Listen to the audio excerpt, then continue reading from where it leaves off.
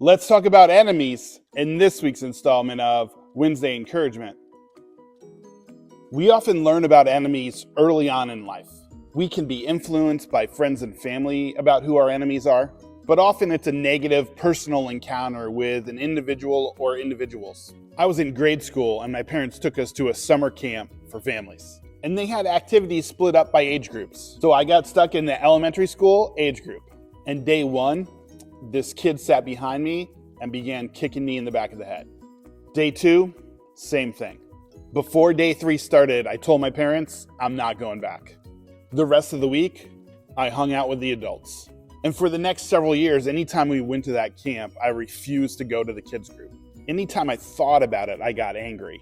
Years later, I would meet that kid again, and I kid you not, I was twice his size. I thought, this is the kid I was afraid of?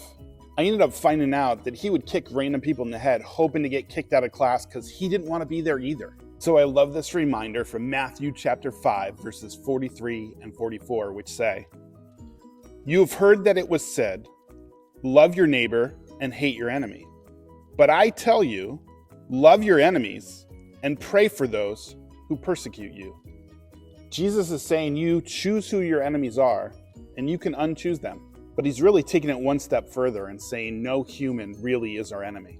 He is not, however, telling us to continue in abusive or harmful relationships or interactions that would break the rule of love.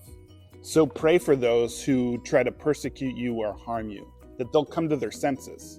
But as far as it depends on you, lead with love, so that somebody who is perceived as an enemy can become a friend. So this week, let's break down some walls of perceptions, frustrations, and maybe even hate, and lead with love.